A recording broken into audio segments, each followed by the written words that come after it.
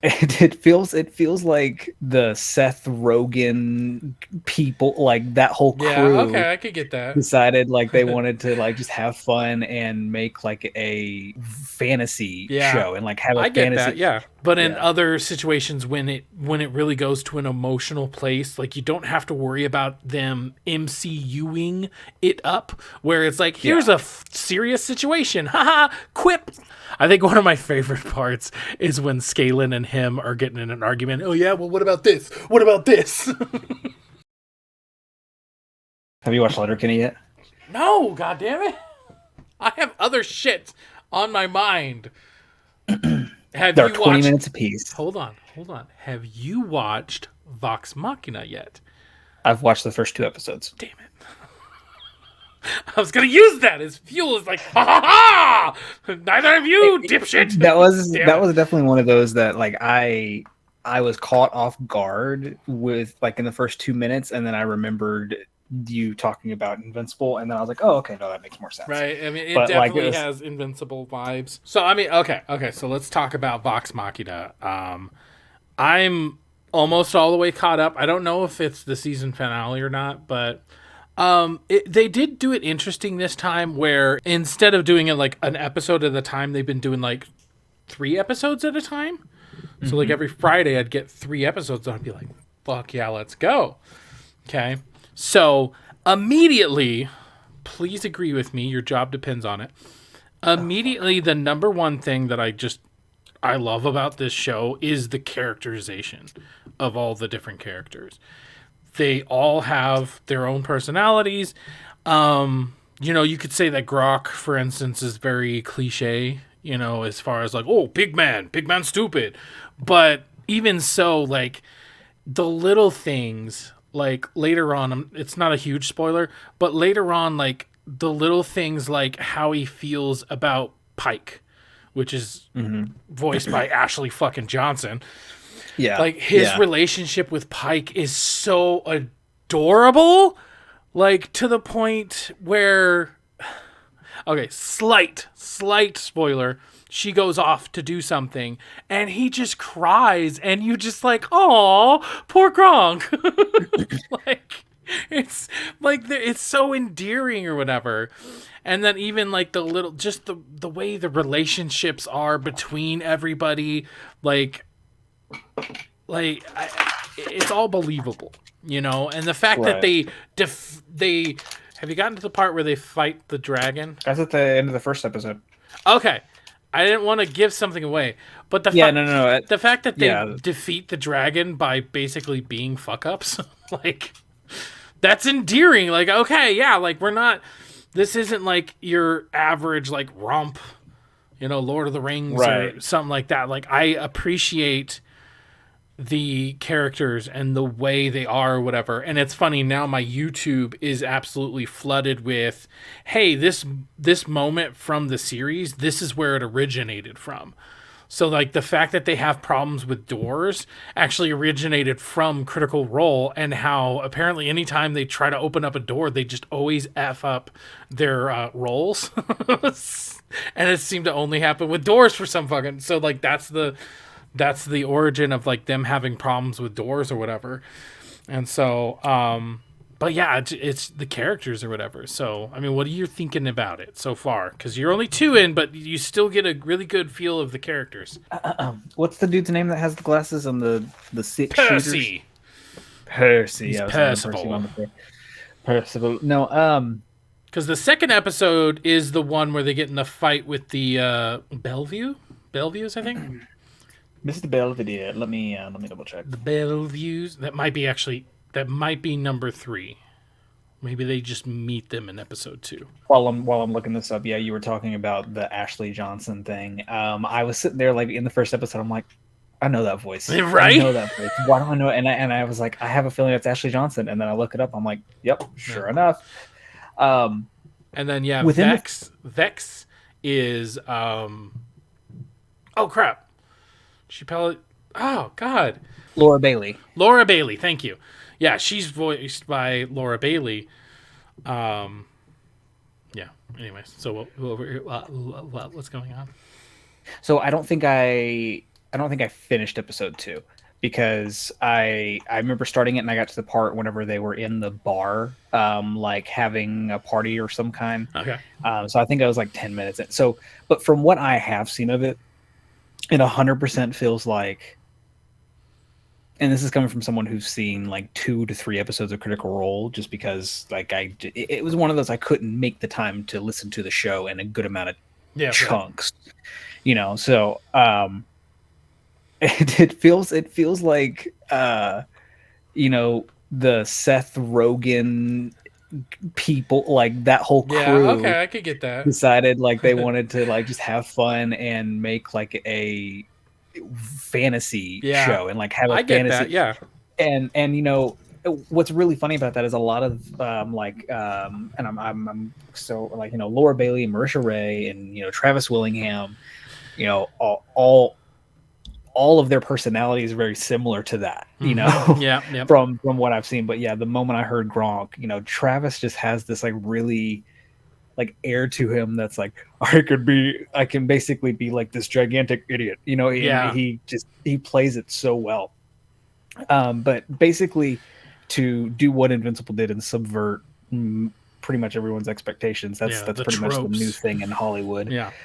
But it also gave me a lot of another parallel that I was drawing to. Oh God, what was? Do you remember? It was on Comedy Central.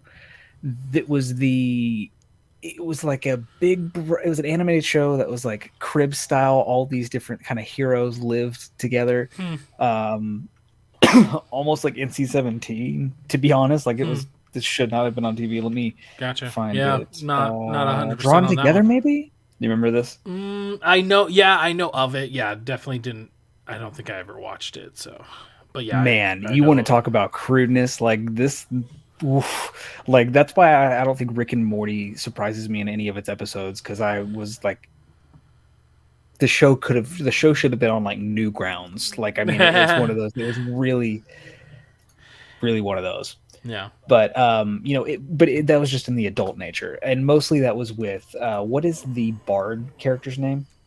Bard. Oh, Scanlan. that's Salen or Sal Scanlan. Scalen. Yeah. Scanlan. Yeah. Scan. Yeah. Yeah. The one Okay. with the one with the guitar. Yeah, but like when your first introduction to him is like him serenading just completely naked and like Yeah. in that whole setting, I was like, okay, this is gonna be, you know, an interesting ride. But I can tell you, it did do the same thing Invincible did, where I am interested in it, but it's not like, oh, it has its hooks in me, you Yeah. know, like Okay. just from the first episode. So Well, I mean, if I can say anything, it only gets better because that's what I the figured. goofiness does persist, but the goofiness, in my opinion, is really just to get to know these people as people. And Mhm. later on in the episodes, I do feel like there's less and less goofiness, but they're still themselves. It's just that they Right. go from a situation where they're in over their head to a situation where like, oh no, shit's getting very serious. You know what I mean? And I Yeah. appreciate that because if I can draw a parallel, it might be a weird one, but if I can draw a parallel to the Orville, first season super freaking goofy and sometimes to its detriment, and then Mhm. season 2 came along, still goofy, but it definitely found its footing as far as like, okay, no, we're gonna go on serious adventures, but we are gonna, be lighthearted about them, right? And so I feel like we're getting that same kind of development, but in a couple of episodes rather than a whole freaking season. But yeah, because I do feel like the first couple of episodes are just way more funny, and then you start getting into some just really really effed up stuff, and I'm like, okay, yeah, there's like a turn of a dime, and they do still make jokes and there is still funny parts, but it's no longer the focal point, you Yeah. know.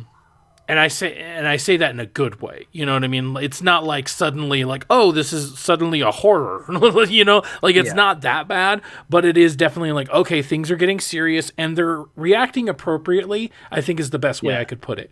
Because at the beginning, yeah, they're in an effed up situation against a giant ass dragon, right? So it's like, screw it, I'm just gonna be funny, right? But in Yeah. other situations, when it really goes to an emotional place, like you don't have to worry about them MCUing it up, where it's like, Yeah. here's a serious situation, haha, quip. Yeah.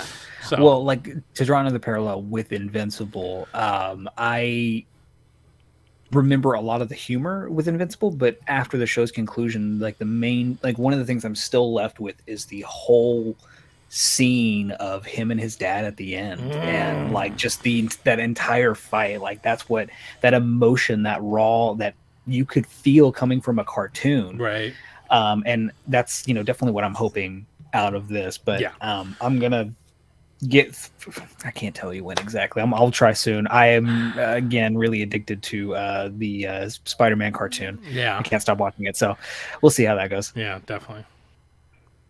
So that's what we think about Vox Machina. What do you think? Let us know down in the comments below. Also, if you were one of Vox Machina, who would you be?